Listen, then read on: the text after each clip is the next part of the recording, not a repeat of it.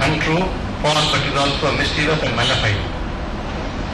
Whatever is said, though they knew it very well, that whatever the circumstances and whatever be the choice of Muslims, Modi will never be acceptable to Muslims. And this is a message which must go, that whatever the circumstances, Narendra Modi will not be acceptable to Muslims. एक दस्तूर है कि जब एक session से दूसरा session आता है उसकी कंडोलेंस होती है। खड़े होकर कहा गया कि अफ्रीका में 100 लोग मर गए, ये कहा गया फिलीपीन में बाढ़ आई और लोग मर गए, और मध्य प्रदेश में पुल गिर गया, 100 लोग मर गए। और 2 मिनट के लिए साइलेंस हो, मैं खड़ा हुआ और मैंने कहा कि मुजफ्फरनगर याद है आपको? 50,000 लोग अपने घरों से बेघर हो गए, न जाने कितनी औरतें बेवा हो गई, न जाने कितने बच्चे मासूम यतीम बन गए। इस हाउस में इसका जिक्र खैर तक नहीं हुआ। ये है हिंदुस्तान और ये है हमारी जमहूरियत और ये हमारी डेमोक्रेसी कि मुस्लिम माइनॉरिटीज के बच्चों को सच्चर कमीशन के बैकग्राउंड के ऊपर फी के मामले में, दूसरे स्कॉलरशिप के मामले, वही स्कॉलरशिप, वही स्कीम जो शेड्यूल कास्ट की है, वो जैसे की वैसी हमारे को लागू की जाए। कि वास्तव में मेरा विश्वास कीजिए, मैं किसी पार्टी को बहुत अच्छा नहीं मानता, इस पे विश्वास कर लीजिए, पर एक पार्टी को मैं एकदम खतरनाक मानता हूं, एक व्यक्ति को मैं एकदम खतरनाक मानता हूं। उसका आप विश्लेषण कीजिए तो जो हिटलर ने जर्मनी में किया, एक एक कौम को सिंगल आउट करना, उसको मारना और फिर बाद में पूरे देश की सभी कौमों को बर्बाद करना, ये उसका लक्षण उस व्यक्ति में है जिसको आपने 5 रुपए देकर सुना, जिनकी आज बहुत कमी महसूस होती है। उन्होंने भी कहा मैं हिंदू हूं, पर मैं हिंदू राष्ट्रवादी नहीं हूं, और इसी हिंदू राष्ट्रवाद ने उनको मारा और उसको अगर हम याद करें तो हमारे राष्ट्रपिता मोहनदास करमचंद गांधी के सबसे पहले ये कि फॉर्मूला क्या है आपके पास, यूनिफॉर्म सिविल कोड हम क्यों एक्सेप्ट करें, फॉर्मूला क्या है? फॉर्मूला आज तक 60 साल में बना नहीं। दूसरा सवाल ये कि क्या हिंदू कम्युनिटी राजी है? हर 10 फरलांग में हिंदू कम्युनिटी के सारी प्रैक्टिसेस बदल जाती हैं। हमसे कह रहे हैं जिनका खुद यूनिफॉर्म यूनिवर्सल निजाम जो हम यहाँ इबादत करते हैं वो अमेरिका में करते हैं, जो रोजा सऊदी अरब में रखा जाता है वो वैसे रखा जाता है। हमसे कहते हैं, मैंने कहा पहले हिंदू कम्युनिटी से पूछ के आइए, ताकि रिजर्वेशन मिले या न मिले, हमारे लिए हमारे बच्चों को फीस नहीं रहने की वजह से वो एजुकेशन को पूरा नहीं कर पा रहे हैं, इसके सिलसिले से हम कुछ न कुछ पा सकें और हमारे बच्चे एडमिशन ले सकें। We are passing through a transit period, और कोई घबराने की कोई जरूरत है नहीं। ये वो कौम है नहीं कि जिसके यूं टाँव करने की वजह से डरने वाली है। जब तक हिंदुस्तान की डॉक्टर बाबा साहेब अम्बेडकर की लिखी भी राज्य घटना है, किसी की हिम्मत नहीं, हम लटका देंगे उनको।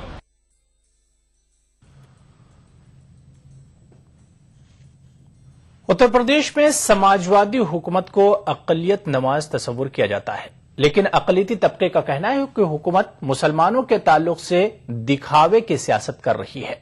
पेश लखनऊ से इरफान अली की ये रिपोर्ट। उत्तर प्रदेश में अक़लियती तबके का सरकार से भरोसा कम होने लगा है। अक़लियतों का मानना है कि इक़्तिदार में आने के बाद हुकूमत ने मुंह फेर लिया। पार्टी ने मुसलमानों के जानो माल की हिफाजत का वादा किया था, लेकिन उसके बरक्स सूबे में छोटे बड़े 100 फसाद हो चुके हैं। सरकार फसाद मुतासिरीन को इंसाफ दिलाने के बजाय एक मेडिकल कॉलेज को मौलाना महमूदुल हसन के नाम पर रखकर मुसलमानों को बहलाने की कोशिश कर रही है। जो हुकूक है मुसलमानों के और 18% जो उनकी नुमाइंदगी होनी है, जिसका वादा किया गया है, वो उन्हें मिलना चाहिए।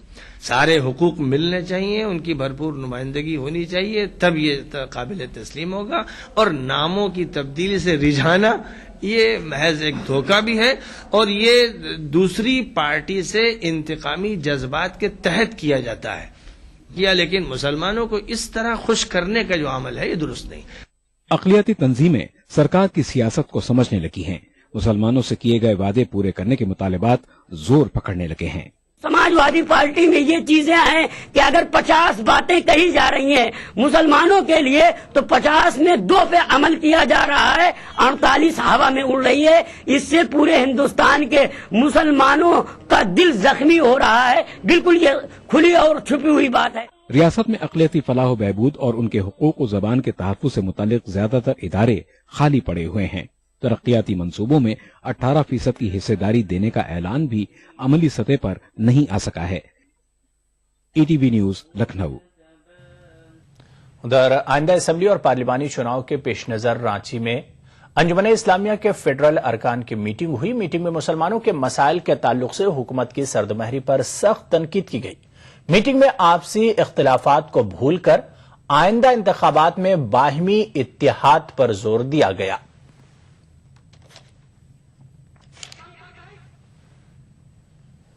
वादा किया जाता है और उस वादा को तोड़ दिया जाता है। इसलिए हम लोग एक जगह जमा होकर ये बात का संकल्प ले रहे हैं कि आगे आने वाले लोकसभा और विधानसभा इलेक्शन में ऐसे लोगों को खास करके जो धोखा देने का काम करते हैं उनको सबक सिखाने का काम किया जाएगा और उन लोगों को इलेक्शन में हरवा करके उनको इसका मुंह तोड़ जवाब दिया जाएगा। उत्तर प्रदेश के बदायूं में हुए एक सेमिनार में उत्तराखंड के गवर्नर डॉक्टर अजीज कुरैशी ने शिरकत की। इस मौके पर गवर्नर ने कहा कि हुकूमत उर्दू के फरोग के सिलसिले में संजीदा है, लेकिन निचली सतह के अफसरान इस पर मुखलिसाना अंदाज में अमल नहीं करते। डॉक्टर अजीज कुरैशी ने उर्दू को रोजगार से जोड़ने की वकालत की।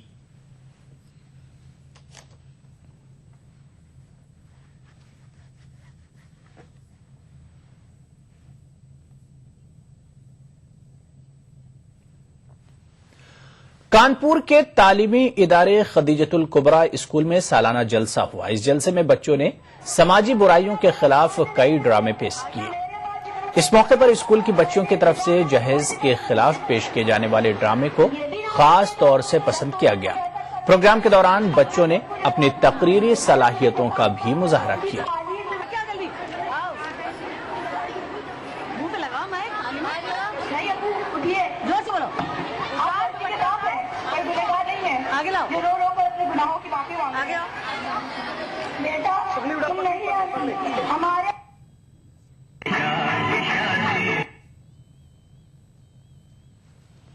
हम समाज को एक मैसेज पहुंचाना चाहते थे कि बच्चों के थ्रू समाज में ये मैसेज पहुंचे कि किसी की भी लड़की जहेज देना बुरी बात है, इसलिए बिना जहेज की किसी की लड़की रुके नहीं। शायद हमारे समाज में लोग समझ जाएं कि जहेज बंद करें और हमारे गरीब की परिवार की भी लड़कियां आराम से शादीशुदा हो जाएं। उधर गाजीपुर जिले की अदबी और तारीखी हैसियत को मंजर-ए-आम पर लाने के लिए डॉक्टर उबैदुर रहमान को उनकी खिदमात के एतराफ में एजाज से नवाजा गया। डॉक्टर उबैदुर रहमान के अलावा शायर नजर गाजीपुरी और हंटर गाजीपुरी को भी एजाज दिया गया। इस मौके पर डॉक्टर उबैदुर रहमान की खिदमात पर दानिशवरों ने मकाले भी पेश किए। प्रोग्राम के दौरान शोरा ने अपने कलाम से सामईन को खूब महसूस किया।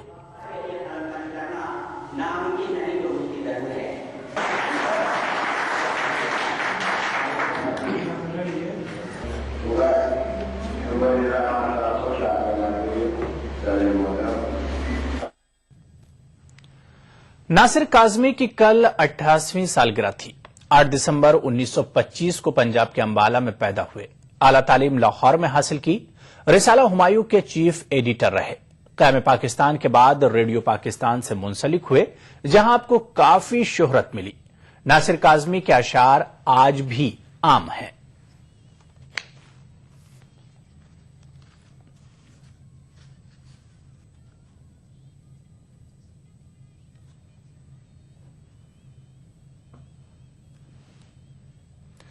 तो खास बात में फिलहाल इतना ही। 10 बजे कुछ और खबरों के साथ आपसे फिर मुलाकात होगी।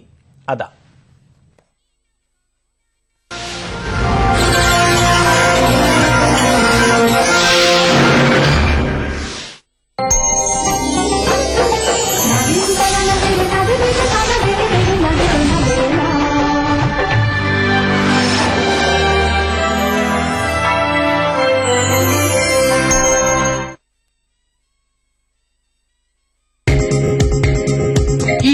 उर्दू पर अगला प्रोग्राम।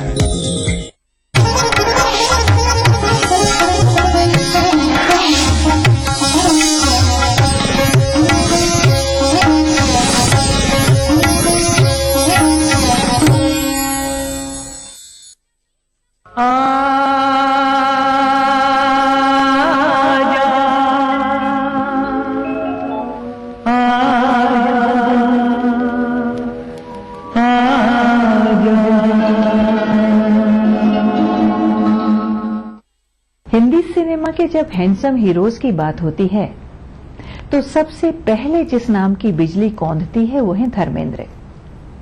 सुदर्शन, सजीले और ऊपर से हीमैन इमेज, जैसे सोने में सुहागा हो। दिलीप कुमार साहब ने एक बार कहा था कि जब मैं खुदा से मुलाकात करूंगा तो उनसे एक शिकायत जरूर करूंगा कि मुझे धर्मेंद्र जितना गुड लुकिंग क्यों नहीं बनाया। वैसे हम आपको बता दें कि दोनों के जन्मदिन में सिर्फ 3 दिन का फर्क आता है। धर्मेंद्र पैदा हुए 8 दिसंबर को और दिलीप साहब का हैप्पी बर्थडे आता है 11 दिसंबर को। तो आइए आज का ये खास एपिसोड हम नजर करते हैं दिलकश हीरो धर्मेंद्र को।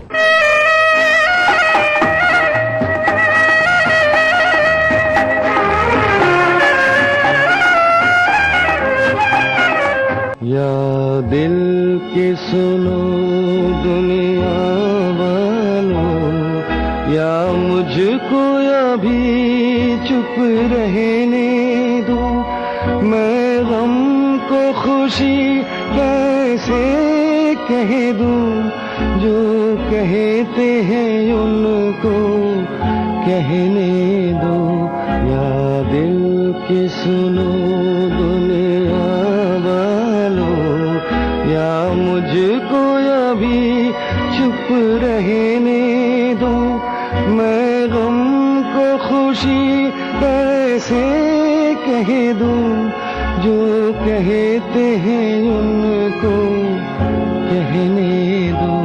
या दिल की सुनो दुनिया वालों।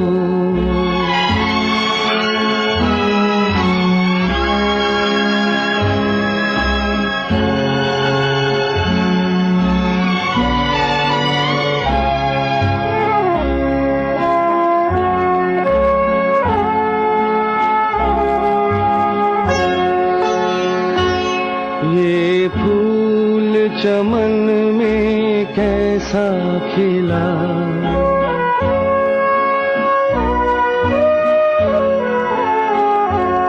ये फूल चमन में कैसा खिला। माली की नजर में प्यार नहीं, हंसते हुए क्या क्या देख लिया। अब बहते हैं आंसू बहने दो। या दिल के सुनो दुनिया वालों।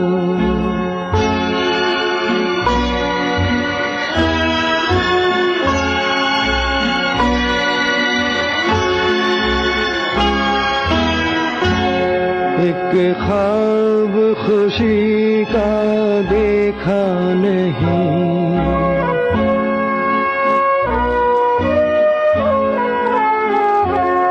एक ख्वाब खुशी का देखा नहीं। देखा जो कभी तो भूल गए, मांगा हुआ तुम कुछ दे न सके। जो तुमने दिया वो सहने दो। या दिल के सुनो दुनिया वालों।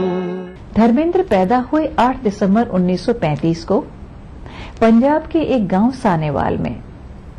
उनके पिता केवल किशन सिंह देओल एक स्कूल में हेडमास्टर थे। धर्मेंद्र को अपनी खूबसूरती, शक्ल सूरत और कद काठी के चलते खूब कॉम्प्लीमेंट्स मिला करते थे। धीरे धीरे फिल्मों में हीरो बनने का अरमान उनके दिल में जागने लगा। उन्होंने film fair new talent award जीता और अपनी किस्मत आजमाने मुंबई चले आए। मुझे दर्द दिल का पता न था, मुझे आप किस लिए मिल गए।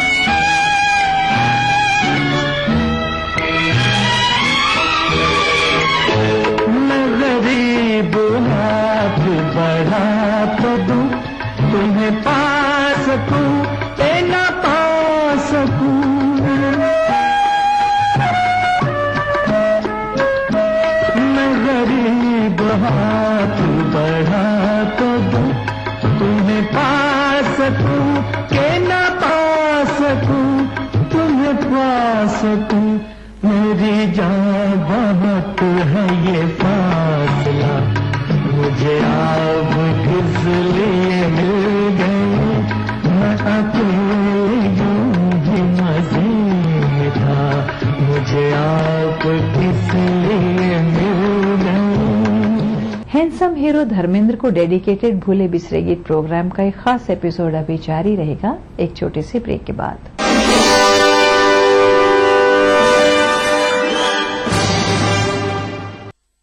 देखिए ETV उर्दू सभी DTH प्लेटफॉर्म पर, डिश टीवी पर चैनल नंबर 787, एयरटेल पर चैनल नंबर 610, टाटा स्काई पर चैनल नंबर 176, बिग टीवी पर चैनल नंबर 972, वीडियोकॉन पर चैनल नंबर 750। देखिए आपका अपना चैनल और भी बेहतर क्वालिटी में।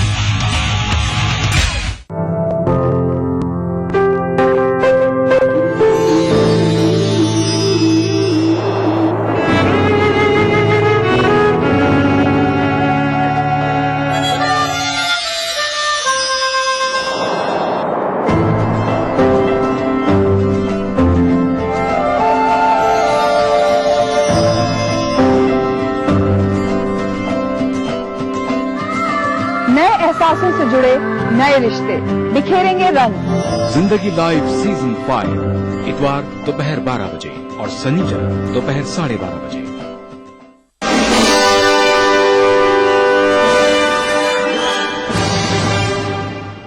के लिए धर्मेंद्र को काफी संघर्ष करना पड़ा। उनकी कहानी को दरअसल रैग्स टू रिचेस की कहानी कहा जा सकता है। आखिरकार 1960 में अर्जुन हिंगोरानी की फिल्म दिल भी तेरा हम भी तेरे में उन्हें ब्रेक मिल गया। अर्ली 60s में उन्होंने कुछ ब्लैक एंड व्हाइट फिल्मों में काम किया। ये सभी फिल्में सॉफ्ट रोमांटिक थीम पर बेस्ड थीं। इन फिल्मों में उन्हें उस जमाने की जानी मानी हीरोइंस के साथ पेयर किया गया, जिनमें खास थी नूतन, माला सिन्हा, सायरा बानो और मीना कुमारी। मीना कुमारी के साथ उनके रोमांटिकली इन्वॉल्व होने के किस्से भी काफी चर्चा में रहे। हम सफर मेरे हम सफर, पंख तुम परवाज़ हम, जिंदगी का साज हो तुम, साज की आवाज हम सफर मेरे हम सफर, पंख तुम परवाज़ हम, जिंदगी का गीत हो तुम, गीत का अंदाज हम सफर मेरे हम सफर।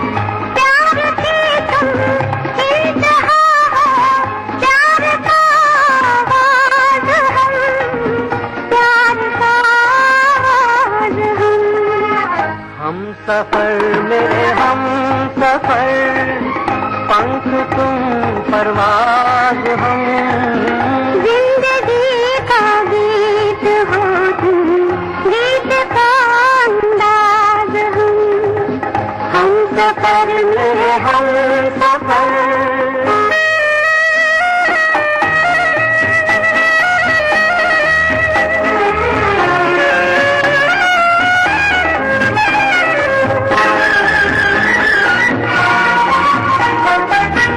जिक्र हो अब आसमां का या ज़मीं की बात हो, खत्म होती है तुम्हीं पर अब कहीं की बात हो। ओ हसी तुम महजबी तुम नाज़नी तुम नाज़ हम, नाज़नी तुम नाज़ हम सफर में हम सफर, पंख तुम परवाज हम, जिंदगी का साज हो तुम, साज की आवाज हम। 1966 में बनी फिल्म फूल और पत्थर के लिए धर्मेंद्र को पहली बार फिल्म फेयर अवार्ड के लिए नॉमिनेट किया गया। ये फिल्म उस साल की हाईएस्ट ग्रॉसिंग फिल्म थी। उस जमाने की तमाम टॉप हीरोइंस के साथ उन्हें पेयर किया गया, लेकिन हेमा मालिनी के साथ उनकी स्क्रीन प्रेजेंस को लोगों ने खूब पसंद किया। हेमा के साथ धर्मेंद्र का रोमांस फिल्म के पर्दे से रियल लाइफ में भी उतर आया और आखिरकार 1980 में दोनों ने शादी कर ली। धर्मेंद्र चूंकि पहले से शादीशुदा थे, उन्हें इस रस्म को अदा करने के लिए धर्म परिवर्तन करना पड़ा। मुझको इस रात की तन्हाई में आवाज न दो, आवाज न दो, आवाज न दो, जिसकी आवाज रुला दे मुझे वो साज न दो, वो साज न दो, आवाज न दो।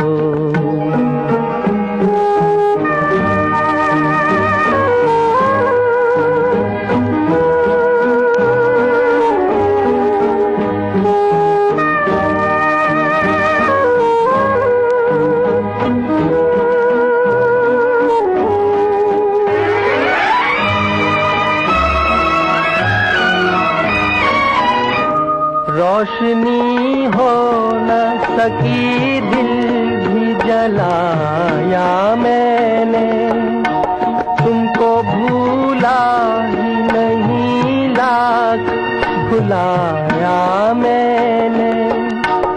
मैं परेशान हूँ मुझे और परेशान न करो, आवाज न दो मुझको इस रात की तन्हाई में, आवाज न दो, आवाज न दो, आवाज न दो।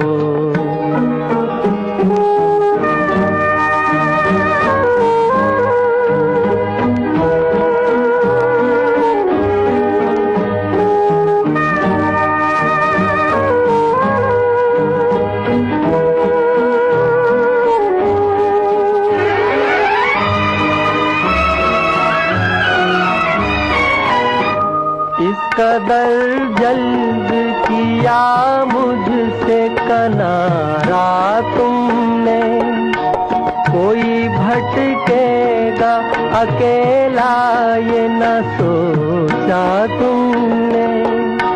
छुप गए हो तो मुझे याद किया या न करो, आवाज न दो। धर्मेंद्र पर फिल्माए इन नगमों का सफर अभी जारी रहेगा।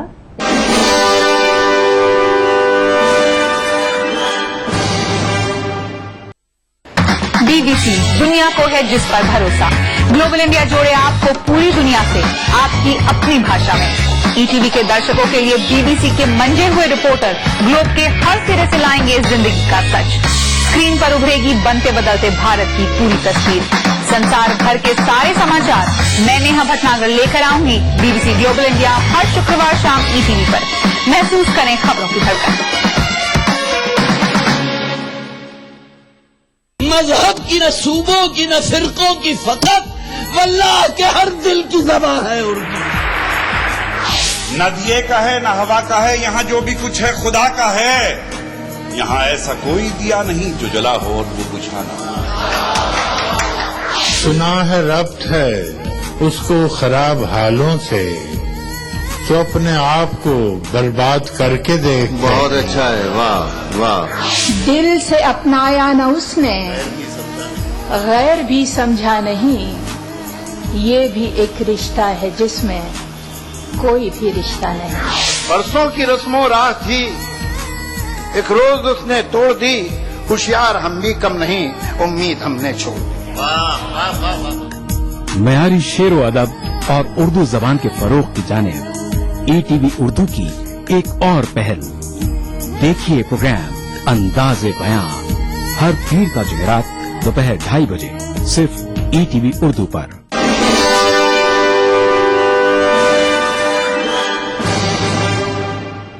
धर्मेंद्र के बेटे सनी और बॉबी जब जवान होने लगे तो उन्होंने विजेता फिल्म्स के नाम से अपनी प्रोडक्शन कंपनी खोल ली और सनी देओल को फिल्म बेताब में लॉन्च कर दिया। फिल्म बेताब ने 7 फिल्म फेयर अवार्ड जीते।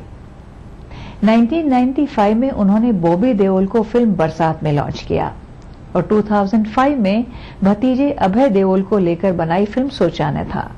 सनी और बॉबी धर्मेंद्र की पहली पत्नी प्रकाश कौर के बेटे हैं और हेमा से उनकी 2 बेटियां हैं, ईशा और आहना। धर्मेंद्र ने जिस तरह अपने दोनों परिवारों को बैलेंस किया है वो काबिले तारीफ है। आपके हसीन रुख पे आज नया नूर है,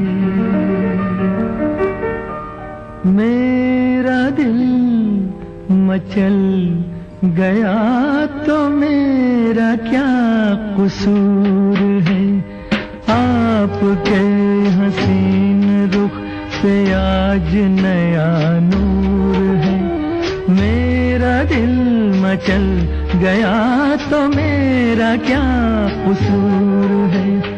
आपकी निगाह ने कहा तो कुछ जरूर है, मेरा दिल मचल गया तो मेरा क्या कसूर है।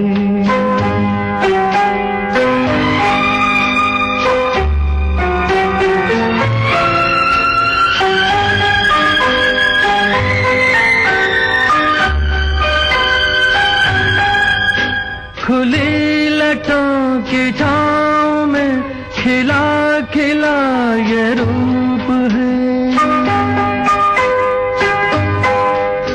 खुली लटों की छाँव में खिला खिला ये रूप है।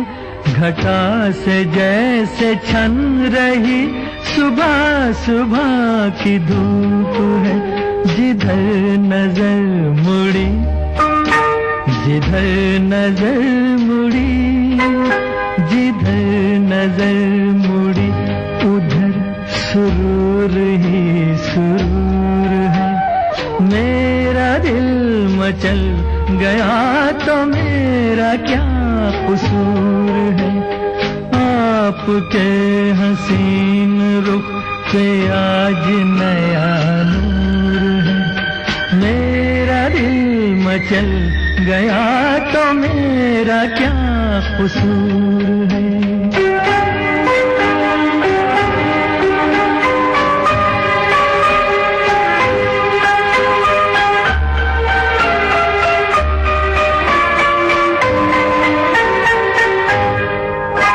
झुकी झुकी